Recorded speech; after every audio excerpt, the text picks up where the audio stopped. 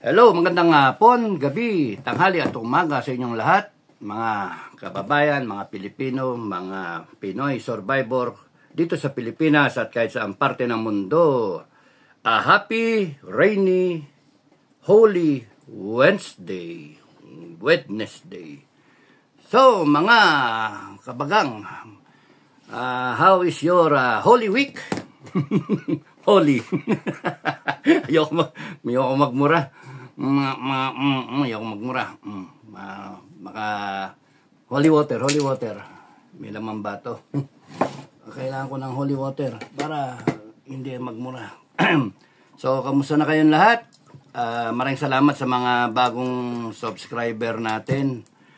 Please like, share, and subscribe. Malaking bagay kung sineshare ninyo para malaman ng mga iba nating kababayan, mga mamamayang Pilipino kung ano ang sitwasyon dito sa Pilipinas, bagamat siya ay nakakalungkot, nakaka-stress, sobra. At pinag-usapan, lagi yon ang madidinig mo sa mga vlogger, no? Diba? Grabe. Kaya nga ako, paminsan-minsan, yung aso vlog yun, binlag ko kanina yung aso. Siningit ko, sinyer ko sa inyo. Pangpawala ng stress. Maya mag-share ulit ako ng ng mga tuta. So, yung mga bago natin subscriber, checkin nyo lang yung playlist. Merong playlist na basta pag sinabi doon sa playlist, Pinoy Survivor, yung mga title ba, Pinoy Survivor Video, 1 hanggang yun yung buhay ko. If you want to know my life, sineshare ko yung buhay ko. Kung ayaw nyo, wala kayong pakialam, bahala kayo. Wala namang pilitan yun libre nga Imbis na ginawa kong libro, dito ko nilagay, chapter by video, and then may aral, mapupulot. Yung mayayabang, yung mga walang pakialam, bahala, ayaw, wag. Imbis na nilagay ko sa libro lahat, abutin kayo ng mga 1,000 sa bentahan Hindi pa nga ako ganun kasikat 1,000. Walang bibili, malulugi. Bibigay mo yung 30% dun sa retail. So sa National Bookstore, mga 30-40% sila So may 70 na lang, 700. Tapos hahatian mo yung publisher mo. Hati kayo 50-50.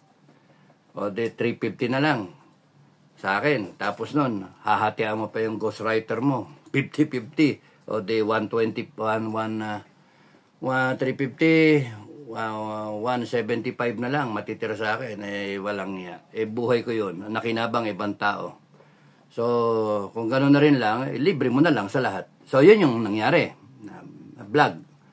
Tapos, may mga tanong-tanong, syempre, sinasagot ko. Usually, mga tanong current events, no? Iba, pinapatulan ko. Iba, ayokong patulan. Kasi panay chismis lang Panay marites lang. So, pagkakaya kong sagutin, sinasagot ko, no? Pagka nagpa-shoutout kayo, hindi ko kayo na-shoutout. Sorry na lang, sorry. Tao lang. Mahaba tatabunan. Ginalaw yung aking camera. Talagang yung aking biyenan talagang galit sa akin. Kahapon nagpakita sa camera. Talagang sabotahe, no? Sabotahe. Excuse me. So,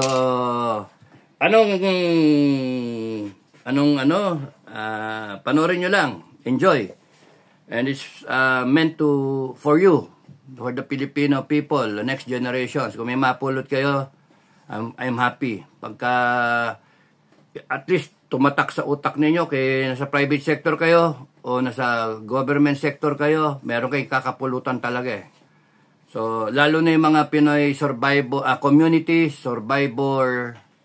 survivors vlog, yun yung explain ko.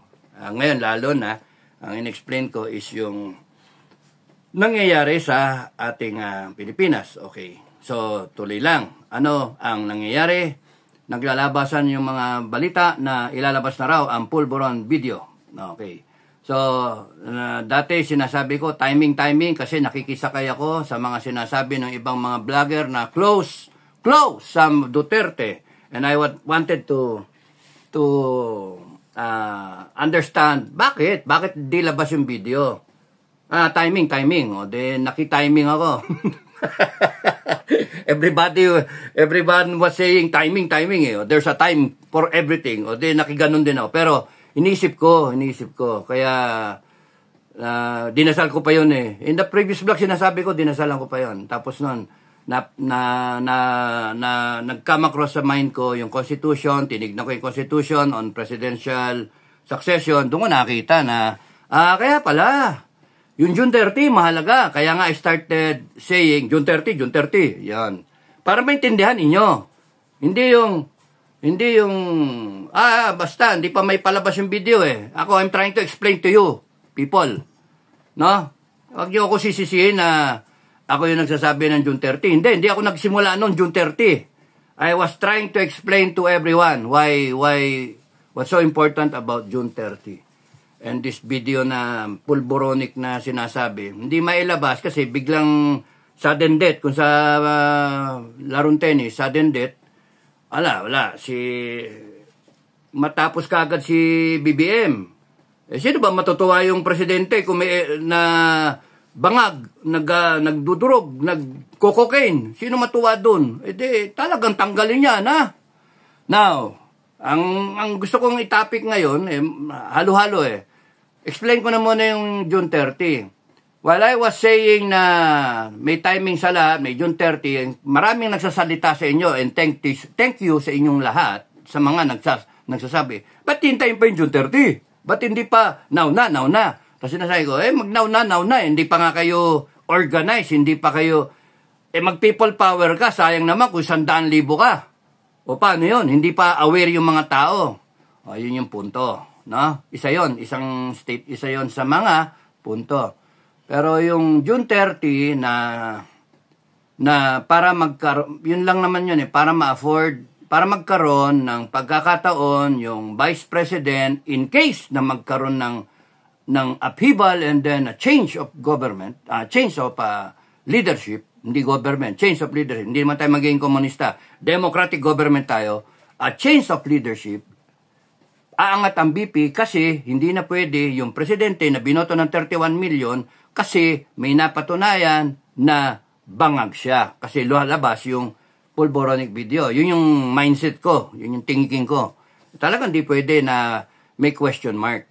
Na may ebidensya. Yung ganon. Kaya ngayon, yung recently, yung mga talks ng mga key vloggers, yung mga sikat na mga vlogger, hindi man ako sikat.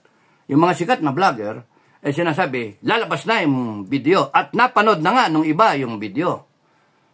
At talagang kinoconfirm, meron na pulburon. At nagsasabi pa yung mga banateros, kahapon lang nadinig ko sila sa SMNI, sinasabi nila sa April 2, ilalabas daw nila ang video. Lapit na nun, April 2. Yun. So, hindi natin alam kung yun ba yung pulboronic video, pero ang pagkakasabi ni Banat Bay, yung pinakahihintay ninyong video, gusto niyo ba talaga makita? Yun, lalabas na namin sa April 2. So, yun yung hindi naman sinabing pulboronic video, in fairness, no?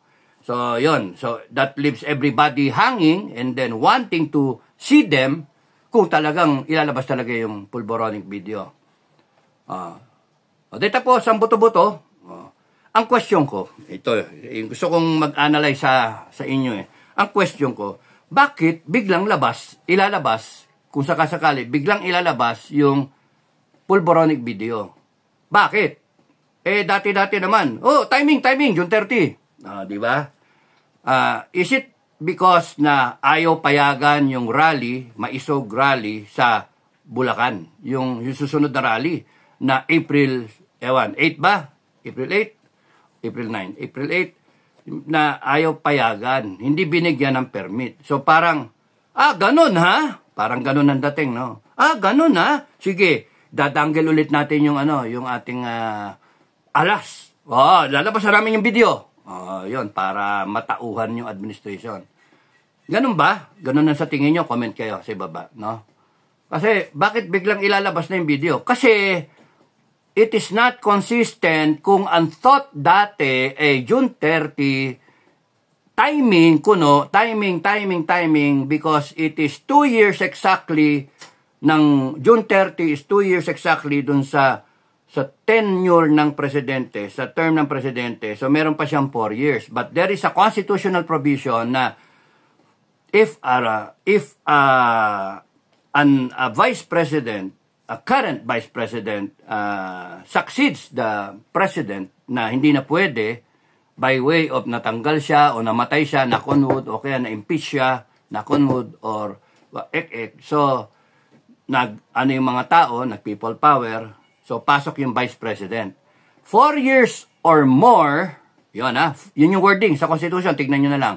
Article, 7, Section 4, check nyo, yung sa presidential ek-ek na, na mga tungkol sa president. Article 7, Section 4, o Article 6. Ayan. So, yung presidential succession. 4 years or more, that vice president who will now serve the unexpired term, the remaining years, 4 years or more. Kasi kung may nangyari before June 30, actually up to July 1. Kasi 4 years or more. Eksaktong 4 years, July 1. So pwede pang paglabanan sa korte. Hindi pwede. Kasi naging presidente ka, BP, naging presidente ka, July 1. So, ang safe dyan, kung nag-iisip, mga safe na yan July 2, hanggang July 5, kung ganon, July 30. Anything after July 2, safe ka na. That will allow you, the Constitution will allow you to run for a complete term, 6 years, doon sa susunod na eleksyon. Which is, na tinatawag ngayon, nangyari na sa history natin, GMA formula. Nung pinalitan ni Gloria Arroyo, si ERAP, by way of EDSA 2, may 3 taon na si ERAP. Kaya may 3 taon na titira, sinerve ni Gloria yon as Vice President, naging Presidente, and then she was allowed another 6 years. So, 9 years, the GMA formula. So, the GMA formula, that's how they explain it, pagka June 30, yun yung timing na sinasabi, pwedeng lumitaw yung video. And then, para tapos na talaga, and then magiging presidente na si BP Sara, pwede siya ngayon maging 10 years. Question. Come to think of it, sabi ko, nun sa past na video, hindi mo kailangan ng 10 years. Hindi mo na kailangan ng 10 years.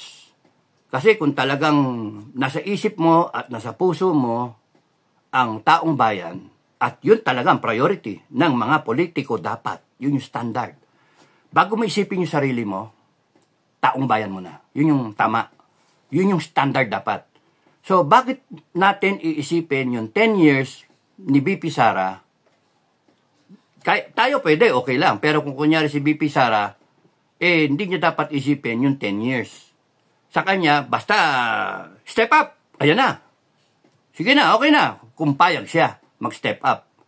It's a question whether BP Sara is willing to take the helm of government at any point in time. Ngayon, yung mga nakapaligid, baka ang iniisip, yung pabor siyempre kay Sara. Kung ako man nakapaligid kay Sara, di sasabi ko, hindi, madam, 10 years tayo. So, ganon, no? Wag niyong, don't take it against them, kasi trabaho nila yon no? Na magsipsip. Trabaho nila yung magsipsip. Buti na lang, wala ako kay BP Sara, kaya wala akong trabaho magsipsip sa kanya. So, pwede kong bumatikos, pwede kong mag-explain sa inyo kung ano ba talaga nangyayari. So, 10 years. Pero, strictly speaking, kung ikaw, Madam BP Sara, kung napapakinggan mo ko, step up ka lang kung kailan, if and when. Ganun lang, if and when. Huwag mong isipin yung 10 years, huwag mong isipin yon. Kami mag-isip nun, no? Kami mag-isip. Kami mag-problema nun. If and when. Huwag nyo na isipin yung 10. Sobra-sobra ka. Kung ako ngayon, 2 taon lang, okay na eh. 2 taon na mga presidente. Ano nga kaya tumakbo ko, no? Takbo ko. Tapos nun, 2 taon lang ako presidente. Tapos bigay ko na sa vice president. Kunyari, ang vice president, si Pulong o si Baste. No? Takbo akong presidente. Kung mananalo ko. Tapos ang vice president ko, isang Duterte din. After Sara, kunyari, no? takbo ko. May edad na ako. Ayoko na. May rayuma na ako. Sige. Magde-declare akong very weak president. Hindi ko na kaya. Total, malinis na eh. Patay na lahat ng kurap eh. Patay na lahat ng kurakot. Naituwid na yung Pilipinas. 2 taon lang kailangan ko. Sige, BP, take charge. Kaso, may 4 years pa eh. Palakpasin natin yung 4 years. Again, ang tatawagin na noon, hindi na GMA formula. Tatawagin na yon ng hindi not even as Sara formula. Natawag doon, Dado formula. Kasi hindi ako tinanggil, ako yung voluntary. Voluntary na umalis eh. Kasi ayoko na, tamad na ako. Naayos ko na lahat, wala nang challenge. 2 taon lang naman talaga kailangan para maayos ang Pilipinas eh. Kung talagang gagawin mo yung tama. 2 taon lang, yung 6 na taon, haba nun. Tapos ang ending mo, ang daming problema. Okay, so, ang doon, yun yung kaya biglang lalabas ngayon yung bakit? Ano nangyari? Bakit biglang ilalabas na? Yung nakalimutan na ba yung formula? Yung nakalimutan na ba yung June 30? Yung timing? Bakit ngayon tuma-timing na ilabas na? May sinasabi April 2, yung isa sinasabi si Fair Lady Maharlika, nasabi anytime lalabas na yan. Napanood na nga niya, na-confirm na niya. So anytime, maraming yung pumipick up na vlogger, palabas na. Coming soon.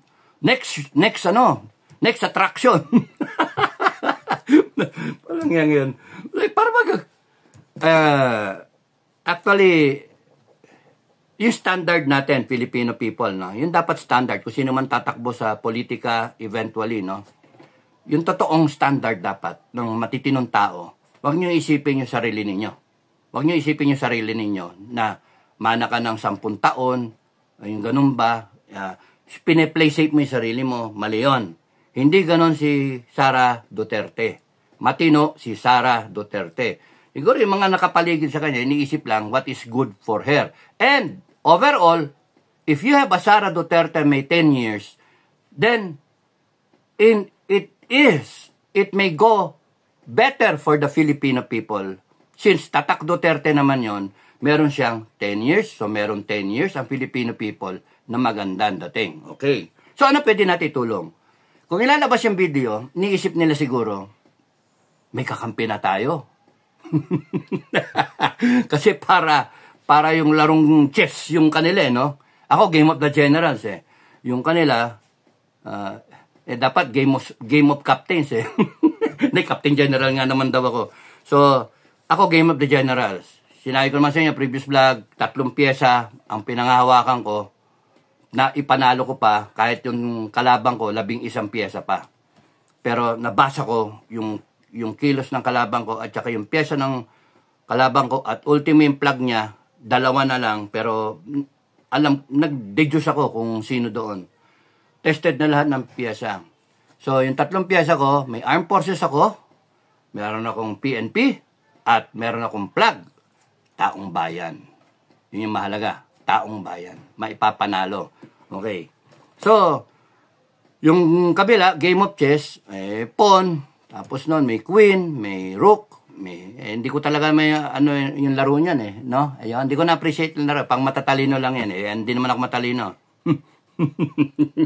Gusto ko yun, mas may challenge sa akin yung hindi ko nakikita yung kalabang ko, tas nag-a-analyze ako.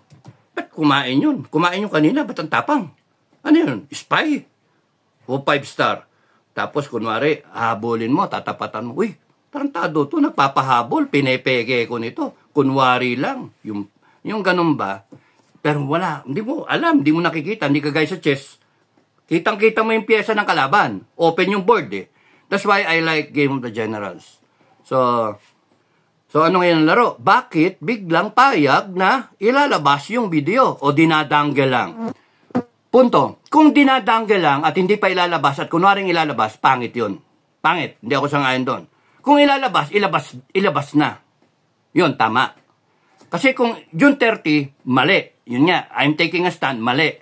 Yung inisip ko dati, June 30, just to accommodate the 10-year tenure. No, tayo na mag-isip nun, taong bayan.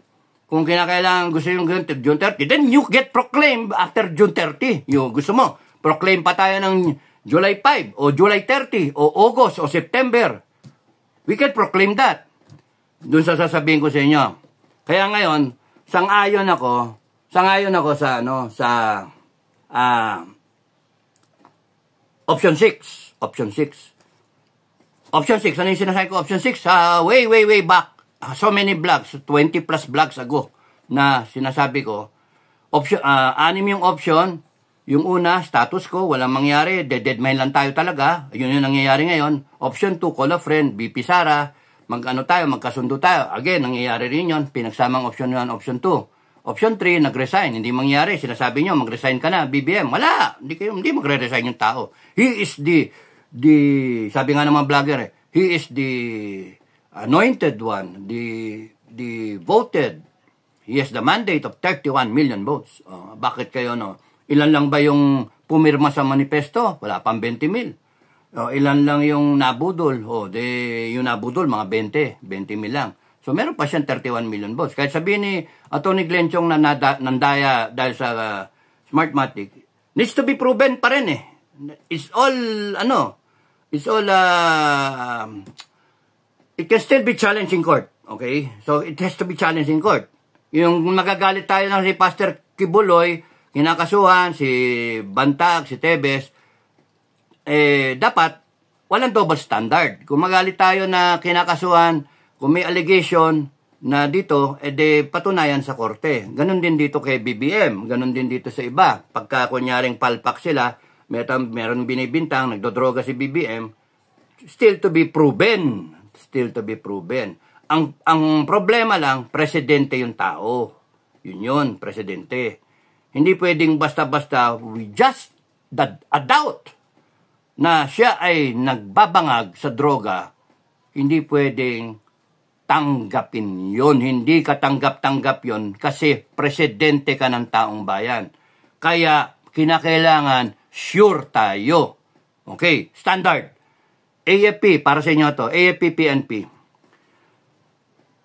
Kaya lumabas siyang video na yan, kaya hindi. The mere fact na merong allegation na siya ay nagdudurog, nagsisinghot ng cocaine at babangag-bangag, na ngiwi-ngiwi, kuno, at nabubulol, AFP, PNP, standard. Kung ako nandyan, kung ako yun nandyan lang naman, mga sir, kung ako lang yun nandyan, pasensya, kayo yun nandyan Pero kung kaming mga retarded na kami, kung kami ang nandyan, I'm sure, ewan ko, basta ako, sigurado ako sa sarili ko, mawalang galang na po, Mr. President. Chief of Staff to the Commander-in-Chief. Okay, Chief PNP to the Commander-in-Chief. Mawalang galang na Bonget o BBM o Mr. President. Depende kung anong tawagan nyo. Mawalang galang na. Let's schedule a drug test. Non-biased drug test na supervised properly and open to the public immediately. Supervise natin. Ang galing, no? Chief of Staff, PNP, puntahan nyo, mag-coordinate kayong dalawa. Why? Yun yung tama. Because sa pinag-uusapan, presidente ng Pilipinas. And it is your duty, not only to your commander-in-chief, but to the entire Filipino people and the government and the Constitution. Because pwedeng mayari tayo sa isang maling desisyon ng presidente. Example, point in case, West Philippine Sea. For example, desisyon kunyari sa Amerikano, alliances natin, punta-punta siya abroad. Putragis, kinokomit niya taong bayan, kinokomit niya Pilipinas, tapos nun durug-durug pala siya, bangag-bala siya. Kaya ang pinakamaganda niyan, AFP, PNP, sorry sa inyo, pero kung ako yung nandyan, the standard would be, I'm telling you now, ako mismo, my standard is, hindi ako matatakot sa presidente ng Pilipinas, hindi ako matatakot, presidente ka lang, tao ka rin, kagaya ko. Nagkataon lang, lamang ka ng paligo, ikaw, kaya mong tumakbo ng presidente, may pera ka. Ako wala. Tapos sinalal ka ng taong bayan. Pero, lahat tayo, sumusunod sa konstitusyon, sumusunod tayo sa taong bayan. Ayan, taong bayan, linaw, taong bayan. Sensya na, nakagat eh. Nakagat. Napaliguan ko yung mga tuta, nakagat. Rabies. Tapos, ngalaway na ako. No, sana ako. Ang ano doon, the standard should be, you challenge the President, the Commander-in-Chief. Kayo ba nung kayo'y Lieutenant Colonel, kayo'y Battalion Commander, meron kayong sariling tao. May sariling tao. Papalusob yung tao ninyo, yung batalyon mo, mawawalo, patay lahat. Pagka nag-daytime raid kayo, kampo ng kalaban. Ano sasabihin ninyo sa commander ninyo? Sa brigade commander ninyo? Sa task force commander ninyo? Mga sir, ano sasabihin ninyo? Yes, sir. Gago. Magbigay ka ng opinion mo doon sa commander mo pagka hindi pwedeng alanganin yung tao mo mamamatay.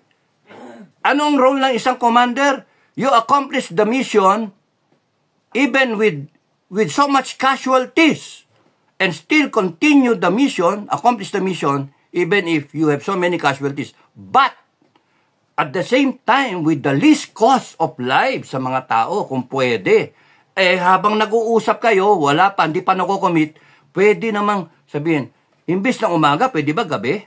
Kasi bulag yung kalaban sa gabi. Tayo may night vision.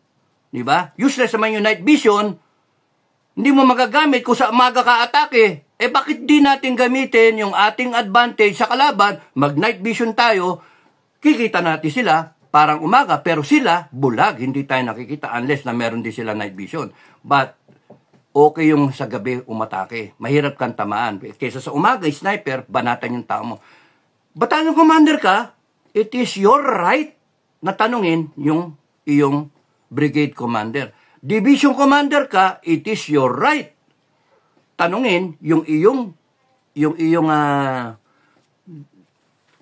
brigade commander ka, it is your right. Tanungin yung division commander mo. And so is the division commander, tanungin mo yung area commander mo. Area commander ka o division commander ka, brigade commander, tanungin mo commanding general ng army. Kung tayo na sa ground force, ganun din kung marines. Ganun din ang Air Force, ganun din. When it comes to deployment,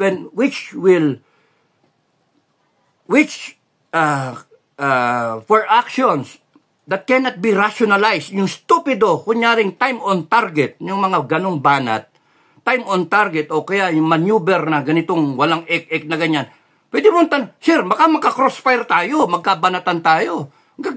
Tatawanan tayong kalaban, pwede ba, naka-stay put na lang iba, isa na lang ang papasok. Hindi yung tayong lahat, magsabayan tayong ganyan. Ibabaksin natin yung kalaban, mag-blocking force na lang. So, you can question the commander. What is my point? Chief of Staff and Chief PNP, when it comes to the future of the country, you question yung Commander-in-Chief. So what if it will cost me my position, but I have done my job definitely as a commander of my unit, my entire AFP or my entire PNP. Kasi in doubt ka eh. In doubt ka sa commander-in-chief mo. Paano kung bangag-bangag yan, gumising isang umaga, paggising niya, gusto niya, lusubin nyo nga yung China, palubugin nyo. Sasabihin, pakinggan ko si Pinoy Survivor, sabi, sampula natin. Nanonood pala, sabi ni Pinoy Survivor, sampulan natin eh. Tapos sasampulan niya tayo.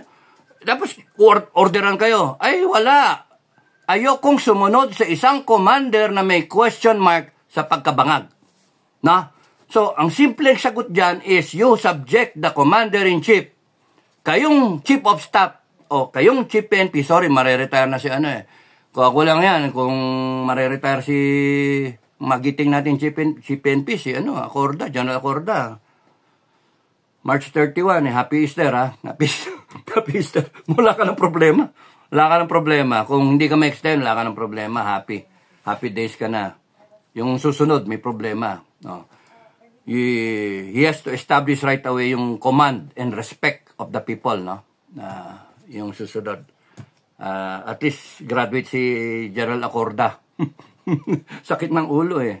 So, ang punto, when you are confronted with doubt na by your people and the Filipino people for that matter, that the commander-in-chief is a drug addict or using drugs, question mark. And merong pulburan video na sinasabi niya ilalabas na. Bakit kayo, itayin niyo yung pulburan video? Hindi, subject niyo na siya sa ano? I-subject niyo na siya sa drug test. Open, public. Ba't kayo matakot sa commander-in-chief nyo? Ba't kayo matakot?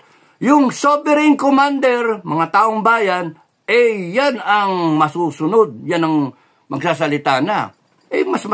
Mas gusto nyong magalit yung taong bayan pagka nilabas yung video na yan. Tapos na magalit taong bayan, biglang lulusob yan sila. Hindi, unahan nyo na. You subject the commander-in-chief sa, and let that be a standard. Set the precedence na pagkaganyan, makatulong kayo, mga mayman, makatulong kayo, mga mayman general, na Omet, tsaka General Acorda, makatulong kayo sa future generations ng ating AFP tsaka PNP, future commanders natin, na, bakit si General Browner noon, tsaka si General, nag-coordinate, and then, boom, sinubject nila yung presidente. Takot kayo sa presidente. Bakit kayo matakot dun? Huwag kayo matakot. Huwag kayo matakot, marilib kayo. Siya ang i-relieve nyo. Kung ganun ang inasta. Pagka umiiwas siya, ibig sabihin, may tinatago siya. Kung sabi niyo masinsinan, hindi ba kayo in speaking terms with your commander-in-chief? Kasi, isipin nga ninyo, you rose from the ranks, ni tunyente hanggang general, hindi lang isang general. Ang daming estrella ninyo. Hindi, ganyan na ba ngayon sa armed forces? Hindi kayo maka-question sa inyong commander? Hindi nyo masabi yung nararamdaman nyo? Bok, mista, kayo mismo, mag-coordinate kayo. National Security Council, advisor, you advise the president to take a drug test. Mista, sorry, pero that should be the standard. Hindi yung mag-compromise kayo, hindi yung tahimik kayo, hindi yung pwede mag-declare ng gera ang presidente anytime. At yung taong bayan nagwa-worry. Tapos magre-react lang kayo pagka may pulburon video o kaya nag-uusap-usap kayo na ay nako. Yung gawin nyo yung tama. Gawin nyo yung standard. Kung yung ano yung tama ang gawin. You coordinate with each other. Kayong mga plebo kayo dyan. Kayong mga upper class. You coordinate. Natiroy ng PMAR tayo, tapos nang ganyan pa ang matakot tayo sa isang commander-in-chief na hindi mo alam. Takot na takot kayo, pati sa asawa. Hindi pwede yun. Pag kayong asawa, gaganong-ganon, abay, hindi tama yun. Ba't kayo, binoto ba siya ng taong bayan? Anong klaseng mga commander kayo kung kunyaring, nandun yung respeto? Ay, hats off ako, nandun yung respeto. Pero, pagka umaabuso na siya sa respetong binibigay ninyo sa commander-in-chief ninyo, hindi na pwede yon. Hindi pinagkaiba yun yung kunyari, yung commanding general ninyo na dinatnan yung asawa abusadong kung mag-utos, kala mo kung sino. Utusan yung mga sundalo, kala mong wala ka respeto sa mga sundalo. Ito, hugasan mo nga ito. Ito nga, dali mo ito, ganon. Ganon sila. Tagpian niyo yung bubong ha. Puto niya ang araw ko nang pinapagawa, hindi nyo ginagawa. Talo pa yung mga opisyal. Yung asawa, talo pa yung opisyal. Kaya, people in the armed forces, pag kayong mga asawa ganyan, pagsabihan ninyo, ma'am, hindi kayo ang may rangko, yung mister ninyo. Nirespeto namin si sir, pero wag kayong ganyan. At kayong mga sir, kayong mga opisyal, huwag niyong hahayaan yung mga asawa ninyo na binabastos yung mga sundalo, nag-training yung mga sundalo. Huwag ninyong Ganun ba kahirap yan pagsabihan niyo yung asawa? Ako nagagawa ko yun, noon. Ma'am, mali yun, ma'am. Huwag yung ganun, ma'am. Mamaya mag-inom yan, tapos pagbalik, mambaril. Dadamay niyo pa ako. Pati ako madamay. Mamaya ratratin tayo niyan mag-inom yan, lasing-lasing yan. Huwag niyong gaganyanin, mag-sorry kayo ma'am. Kaya gagalit sa akin yung iba na na asa-asawa kasi nga, minsan, brutally frank ako. Pagka mali, mali. Hindi pwede yung porke asawa siya ng isang general, asawa siya ng colonel, asawa siya ng mas mataas sa akin, ako isang tiniente lang, o kapitan lang, o, tarantado kayo, may tatratuhin mo ako ng para akong alila, gago. Meron naman ako pinagdaanan. Kaya walang ganunan. Nirerespeto ko yung boss ko, nirerespeto ko yung amo, respetuhin ninyo rin yung asawa ninyo, yung amo ninyo, yung head of family, respetuhin nyo. Pati sa mga anak, etc. Okay, so, the standard should be the Chief of Staff and the AFP, knowing na may mga ganyan na nangyayari, you stick to if there's a question sa Commander-in-Chief ninyo and there are instances na parang doubtful, remove the doubt. Critical yung posisyon niya, President of the Republic representing 117 million Filipinos and a whole contingent ng Armed Forces tsaka ng PNP. Na isang maling desisyon, pikain niya yung ating mga kakampi o yung mga kalaban, madadamay ang buong Pilipinas. Na kung titignan ninyo yung aksyon niya, hindi naman talaga nakapuntirya, nakasentro sa kinabukasan ng Armed Forces o yung ikagaganda, ikabubuti ng Armed Forces kasi number one, tinitipid yung tinitipid yung modernization, yung pera. Pangalawa, hindi naman pinupuntahan yung mga namamatay. So what kind of commander-in-chief yung ganon? So, something's really wrong with the man as a leader. Something is wrong with his character. Kayo, you are failing him by not telling him. Kasi mga nag-aalalaki sa mga rangko ninyo. Sorry, pero yun ang dating yun yung arrive. Nagwa-worry kayo ba? Tanggalin kayo. Ano ngayon kung tanggalin kayo? Ano ngayon kung tanggalin kayo? Then, in the outside, damn to your heart's content. Kung na kayong magsalita na magsalita, tarantado talaga yan, gago yan isipin mo ganito, ganyan. Pero you are going to help him perform his function as a President of the Republic and as Commander-in-Chief if kayo, imbis na mag-sip-sip sa kanya at imbis na mag-worry kayo sa sarili ninyo, baka tanggalin kayo, mag-worry kayo sa sarili ninyo, wino-worry ninyo yung ikabubuti niya at ng Pilipinas. That should be the standard. Huwag niyong isip. The moment you start thinking of yourself, your gain, your position, your rank, your name, your family, then you are lost already. In this game, ewan ko, kung mali yung standard ko, mag-comment kayo. In this game of politics, Philippine politics, or whatever form na sinasabi mong, whatever position that you are serving the country, ang sa akin, you do not think of yourself, you do not think of your family, you do not think of whatever, no?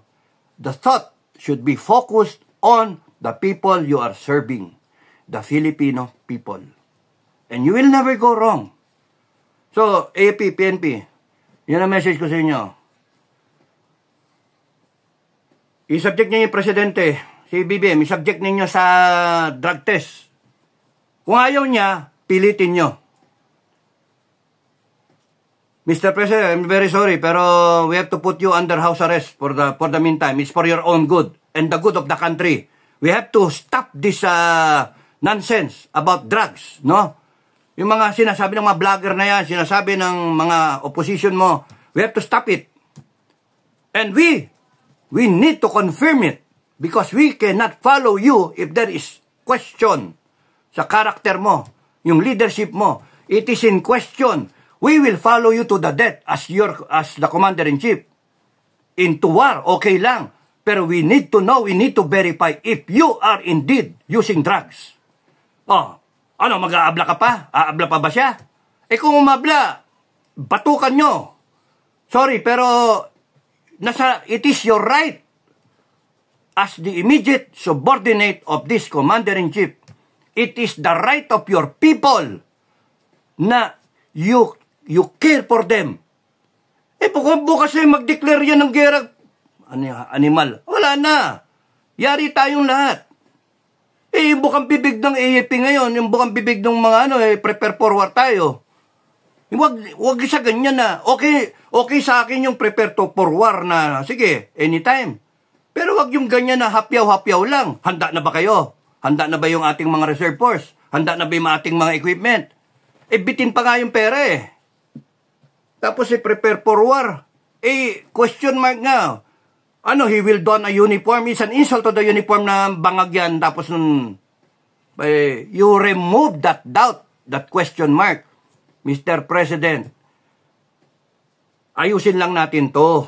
Para sa inyo to, para sa taong bayan to, para sa Pilipinas. Tanggalin natin yan. May pulburon video. Pagka yan, lumabas, yari ka.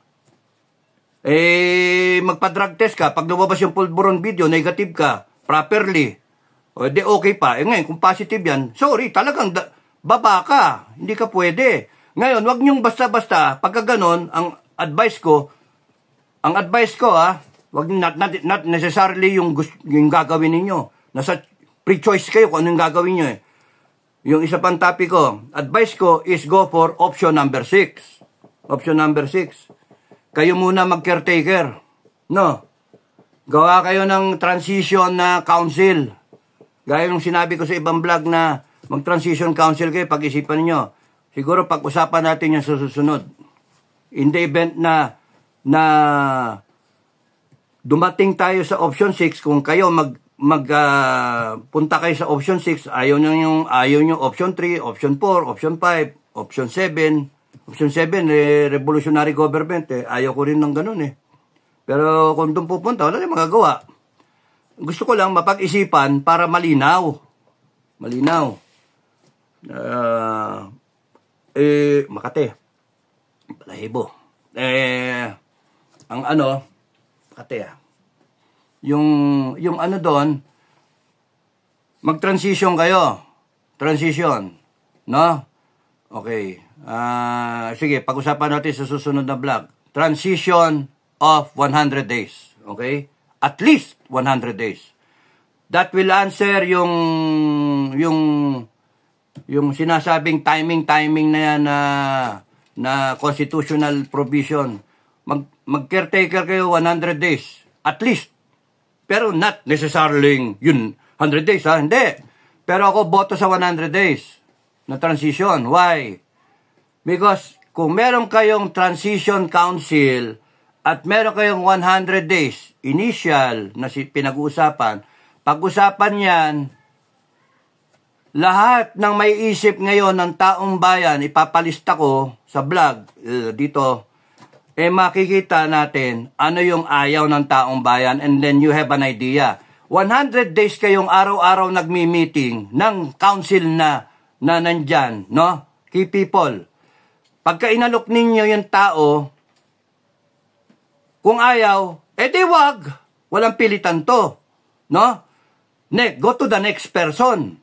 What we want is ma-represent yung kanyang organization, yung kanyang following, etc., etc. For example only, Catholic Church, CBCP, gusto nyo, yes or no? Kung ayaw nyo, di wag. Then you will not be represented. Go to the next. Hanggang sa merong pumayag. Hanggang bishop, kundi pare, whatever. Basta someone has to represent yung Catholic Church. Bakit Catholic Church? 86% of the Filipino people belongs to the Roman Catholic. And then, ganun din sa iglesia. Ganun din sa yung ibang yung kay kay pastor 8 million 7 million. Kung isa-isa na represent, makuha ninyo, pati yung ating mga ARMM, kung yan nakakuha, I'm just thinking aloud, na kung majority of the Filipino people, you have a good 95% represented in your council, then chances are walang problema. And then, naka-open sa public, transparent, naka-video, live, lahat ng meeting, nakikita, para makita kung sino nagsasalita at nag-o-oppose, etc., etc., and you are working on a list of agenda or issues na inaayos niyo. Para kung sino man yung susunod, inayos na gusto ng taong bayan. I can think of 100 issues na pwedeng ayusin. Pag-aari ng kuryente, tubig, bilhin natin, atin na lahat, sa gobyerno na. Saan galing yung pera? Pag-usapan. Yun yung council, yun yung mahalaga. And then tapos na isang araw, sumunod na araw, ayusin natin yung COMELEC. Wala nang gagasto sa eleksyon. Wala na. Para lahat, kahit si Tamukyo, pwedeng tumakbo ng eleksyon. No? Ano, isasara ba Senate? Congress? Isara. Uy, magalit yung mga senator. Putragis kayo. Ayaw kayo makinig sa amin. Ayaw yung burahin ng Resolution 10. Lahat ngayon, magano kayo. I-house arrest kayo. Ganun ba? Ang daming pwedeng ipukol ng taong bayan. Taong bayan ang magsabi. Sino ba mga amo? Taong bayan.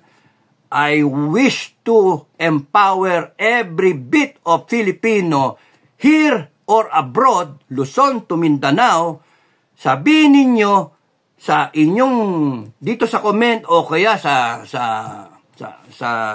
inyong mga platform, sabihin ninyo kaya yung gusto ninyong sabihin. It is your time to speak. It is your time to shine out. Gusto ko ng totoong boses ng Pilipino. No? And then, pag-usapan ng mga leader. Nandun ang AFP sigurado, nandun ang PNP. Kung yan ang gugustuhin ng ating mga kasundaluhan na option 6. Kung ayaw nung mga religious leader, go to the next. Kung naubos nyo lahat ng then go to your retired MUP. Go to your provincial head, Luzon, Visayas, Mindanao. Yung representation, Region 12, 1 to 12. ARMM, tsaka yung CAR, NCR. At least represented. Magbangayan, magbotohan kayo. Kaya kung siyam kayo, o 11 o 13, may tiebreaker lagi. So, you treat it as a board of trustees. Tapos noon, whatever is the issue at hand for that day, you have 100 days to do it. You have 100 issues for that matter. If you want, you can extend. By the time na we want to normalize everything, 2025, mag-eleksyon tayo, di ayos na ang Pilipinas. Ayos na. Example, isang issue. You revert to a budget of 4 trillion. That's 2020. Wag yung 2024 ang budget na 5.7 billion, trillion, 5.7 trillion. Ang daming insertions. Corrupted yung Senate tsaka Congress. Ang daming insertions. Bakit pumasa yan? Pinirmahan ng presidente. Rescind that. Ganun kasimple. Sino masunod? Taong bayan Ayaw Kung sinabi ng taong bayan niya, isa sa mga issue, talakayin. Ano pa? Daming issue. Yung, ano nga gawin sa korupsyon? Ipapasa yung death penalty. Ano yung saklaw sa death penalty? Corruption, droga, heinous crime, economic sabotage. Ano yung economic sabotage? Kasama dyan yung tanimbala, yung importation, yung mga ek-ek na mga sobrang declare na mahal ng presyo. Sama nyo, kundi yan tumigil lahat ng problema ng Pilipinas In the next 100 days sana na maayos yan, and then, boom! Pag upo ni malinis na. So, yun yung Okay, so hanggang doon na lang. Hindi ko na muna next vlog na lang. Explain ko pa. Ang next explain ko siguro yung council kung option 6, no? Sa akin maling-mali naman yung yung palilitawin nyo ngayon yung video. Bakit? Anong meron? Kasi hindi na pinapayagan yung yung rally. Ay, linchok. Yung para son. Pagka may video ka kasi ng may video ka ng pulboronic video, hindi na dinadanggel yon, ilabas na talaga dapat. Yun yung tama. After soul searching, naisip ko, kung ang issue lang naman yung 10 years, hindi issue yun. Hindi issue yun.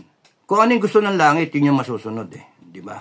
So, ayusin na natin itong Pilipinas, tapusin natin yung problema ng Pilipino. No?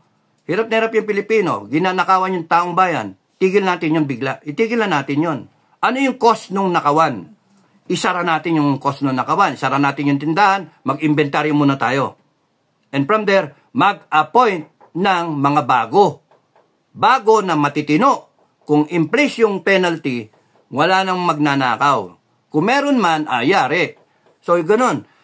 In just 100 days ng transition, maraming maayos, maraming malalatag na kagustuhan ng Pilipinas. And I can assure you, mababago ang Pilipinas in our lifetime.